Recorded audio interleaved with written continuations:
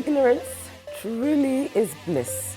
Because before I became truly aware of just how our leaders have taken this country and its resources, you and I being the most valuable, for a ride, I was thinking I had made it in life. I was out here chilling like a villain. And now, I'm just bitter. It's the 6th episode of your weekly satirical news wrap. Thank you for joining me. The recent scandals involving government squandering of taxpayers' money has left Namibians perplexed and sour. And there is plenty to be sour about. Government has been slipping on the remnants of the country's financial resources for years. And now that there's very little left, the president has the goal to call on the nation to come together to harambe for a brighter future, whilst too many individuals have ensured that they have pilfered enough to sustain generations of their families for years to come. It just ain't right. And by virtue of being born here, you're going to have to be brave, very brave. Break your back and make sure those taxes keep rolling in. No wonder the discontent. Anywho, the latest scandal revealed that the Social Security Commission is basically government's little piggy bank. They basically siphon money out of you and me, the taxpayer, make a number of investments to grow the fund, and then use the money for whatever purposes government needs at the time. Last year, a whole 11 million Namibian dollars went to the struggle kids. A few weeks ago, another 150 million Namibian dollars was suddenly invested into the foreign-managed SME Bank. And now they've just overpaid a government official working at the Ministry of Works and Transport, who's also a pastor, mind you, for 2 pieces of land, supposedly for their new headquarters. After having already identified and paid 47 million for a site in the city centre for the same purpose. Come on, not whilst Namibians are begging for land, a space to call home. I have had enough. I don't even want to pay taxes anymore. But because I was born here, I just must. But is it now my responsibility to look after the Seno Reds, Nampower, Airports Company, Social Security Commission, PSEMAS, Roads Authority, NBC, Transnamib, the ACC, Air Namibia, NAMDEB, the Namibia Diamond Trading Company, NAMPost, the Development Bank of Namibia, the GIPF, the National Youth Service, NIPAM, NUST, UNAM, NAMPA, the NCB, the Youth Council, New Era newspaper, the NBC. You catch my drift? All these public enterprises are funded by our tax. I presented my frustrated self at the offices of the Anti-Corruption Commission and met with Director Paulus Noah and asked him what his commission is going to do about all these cases of alleged corruption. A lot of what is happening in this country, and this is what the public in general term as corruption, is about mismanagement of resources. That is where Namibia needed to correct itself. If we can just, all of us together, you and me and all of them included, if we can just take a stand and see to it that we do not allow mismanagement, negligence in handling of certain decisions, handling of certain tenders that result into billions and billions of dollars. We do not want public resources to be wasted, not at all. But wastage alone is not really an element for us to conclude that no, Anti-Corruption Commission must investigate a criminal conduct. It must go further than that. Yeah? Because wastage is not the right thing to do. You will agree with me. And that is why even in this constitution, the constitution gives power to administrative bodies to take administrative measures against wrongdoing. I asked the Legal Assistance Centre what recourse we have as citizens to bring these shady elements in our society to book. The current legislation that has been in place since 2003 is the Anti-Corruption Act. In terms of the Act, it's pretty wide. Anybody can report to the Commission any suspicious behaviour or conduct.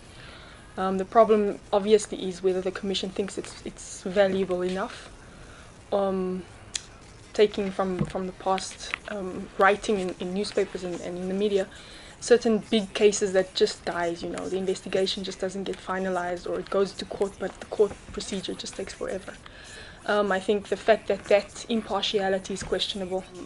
Corruption has been at the forefront of a lot of the stories in the newspapers. I think since 2009, 2008, I think the different media coverages have covered different occasions, the Everett scam, that kind of thing. So it's been coming a long way, and I think with the president raising a few issues here in the beginning of his presidency, people have been rattled a little bit, and now things are coming to the fore, I guess.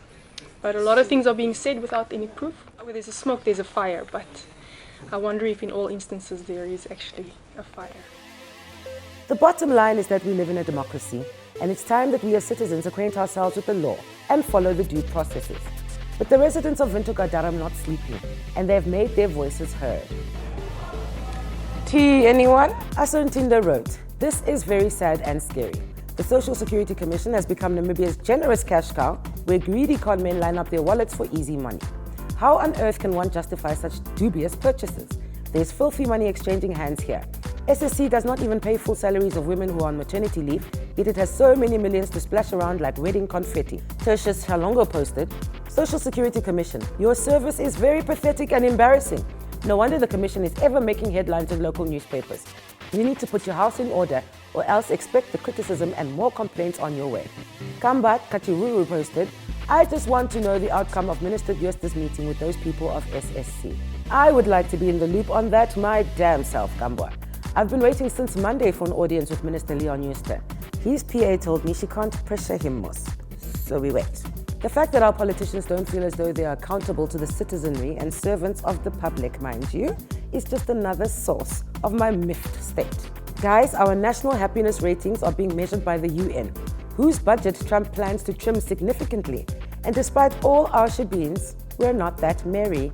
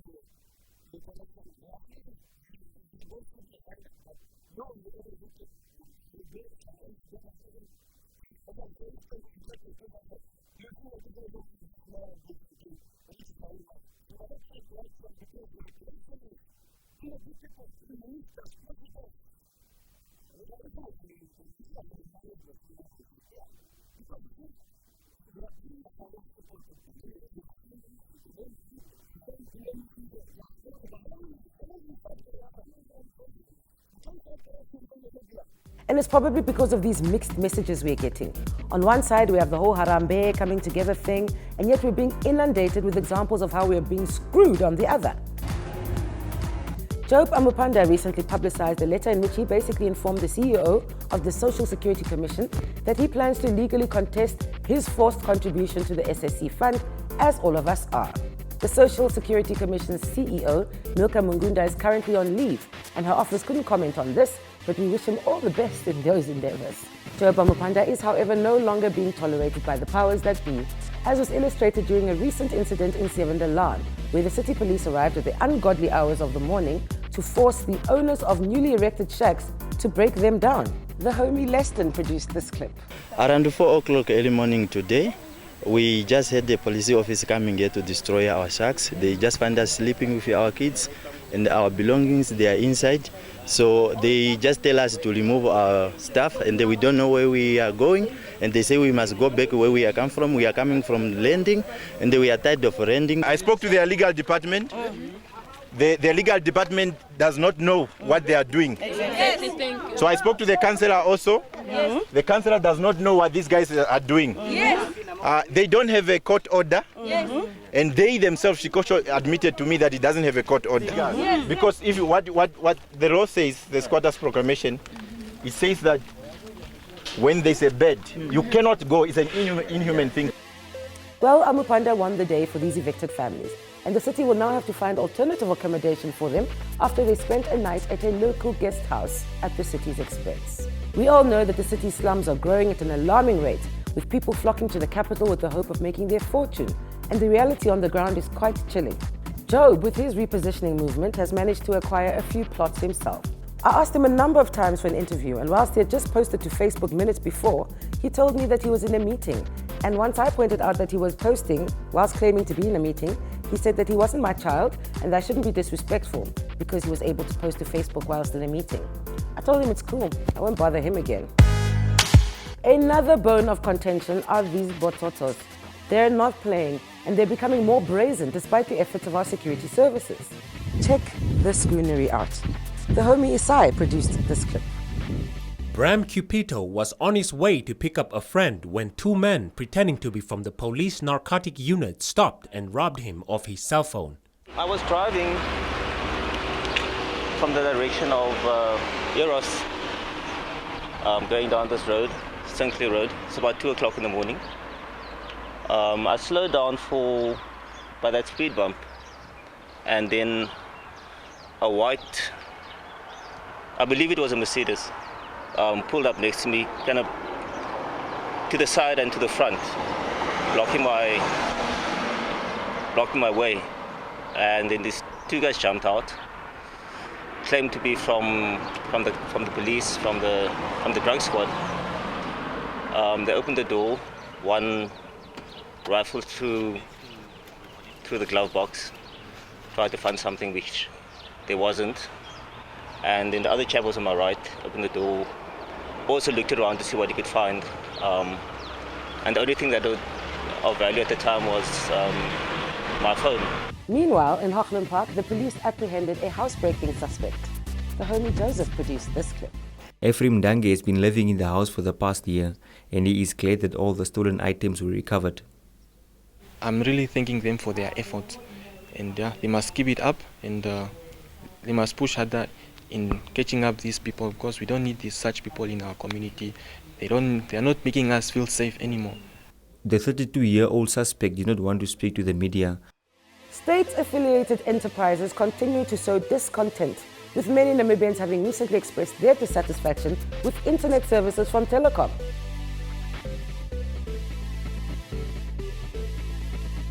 From the net, Foebe Amundamba pleaded, "Good morning, everyone. Can someone please help with Telecom's active number? Our Wi-Fi has been off for about 4 days and the number I have goes unanswered." I tried to get that number a few times myself. Celeste Carstens wrote, "For 3 weeks our office lines have been down. Logged the call and no feedback until I called, only to be told a week later that a technician hasn't been assigned to the log." Victoria Ashipala posted, "Once took them 3 months to fix my line. Telecom is really pathetic. I couldn't even connect to Facebook at home and I wasn't going to have that. I hollered at the MD, Theo Klein, and here's what he had to say.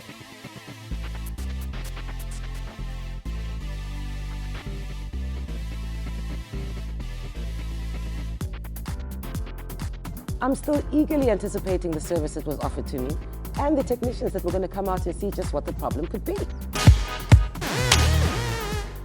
An article published in a Namibian newspaper that exposed a Buddhist cult at a school for financially challenged children caught our attention recently, and it's a wrap went to check it out.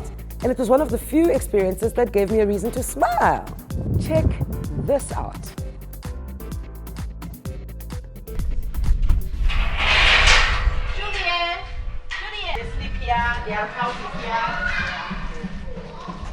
For me, it's something very nice and unique. I'm not saying because I want money or because I'm earning a salary, now I'm happy, I want all Namibian kids to come here. I just feel pity for for kids that they're out of the street. The purpose is the same. Yeah, like it's just to calm down ourselves, right? The reason they teach Chinese classes because the founder is the Chinese. That's why there's English normal classes like other children in Namibia, but then there's also Chinese classes. Yes, and also.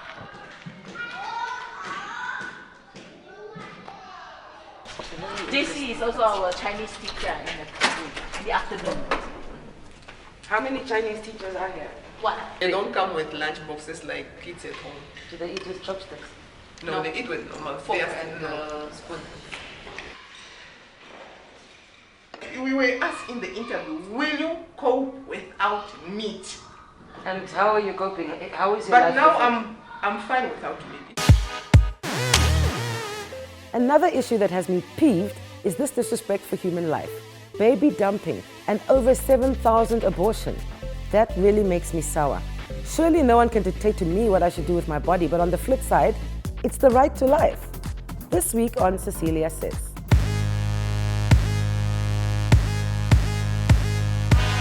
Take two! You guys are making noise. Can't you see that I'm trying to read here? They're even talking about unsafe abortions reaching 7,000 mark. Oh my goodness, that's a very bad thing. The Bible said don't kill. I don't think it's a very good thing. Our government doesn't want a person to fall pregnant for 9 months and give birth and take this baby and throw in the river banks. These are trying times, but the carnage on our roads, people, it's not cool.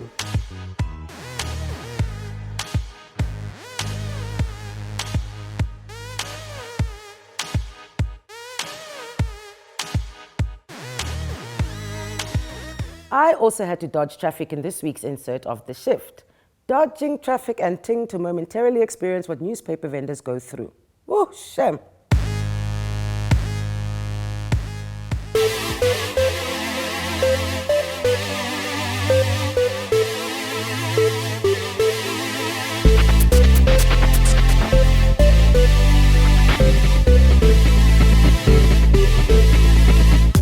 Tell me about this job. What time in the morning do you get up to come here?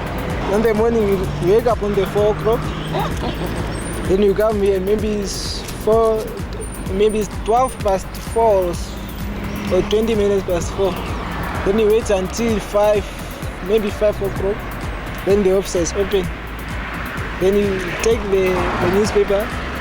Then you come here to sit here. Maybe we start even 6 o'clock. Then we start selling. And on a good day, how many papers do you sell? Like me, I only take 50 Namibian dollars. See, one Namibian save $2, 2 cents. Okay, then me, I'm from one newspaper, I'm just taking the 8 cents. Oh, I see. So that's your profit. Yeah. So you get it slightly cheaper there, yeah, and then you come and sell it here. Yeah. Full price, and you only make 80 cents per paper. Yes. So on your big day, what is the biggest money that you've made? 70 to go up until 80. Oh, in one day? Yeah. Shame. And why did you choose to do this job? There's not. What can I do? Because I don't have a job. I'm trying maybe to help myself. Like that's more money. And when you have to run up and down here like Frankie Fredericks to be strong, yeah, remember the money, it's quite a difficult job, huh? Yes. It's not that easy. It's not easy.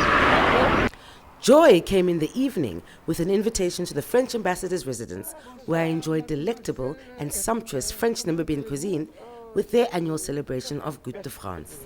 Soyez la bienvenue chez nous. Merci beaucoup. Oui, oui.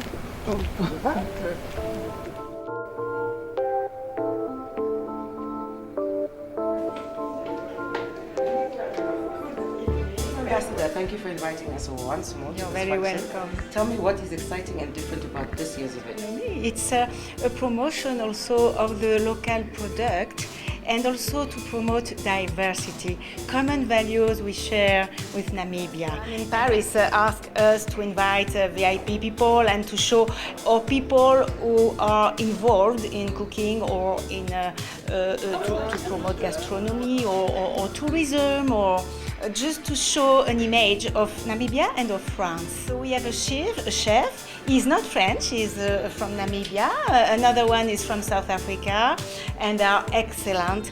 And they are going to promote diversity. Of course, there will be French touch, because the French touch is a requirement. For example, wines. We are going to serve wines from France, champagne. And I hope everybody will enjoy, the association between good wines, good food, and good mood. Excellent. Thank you so much. You're very welcome. Let's go meet those chefs.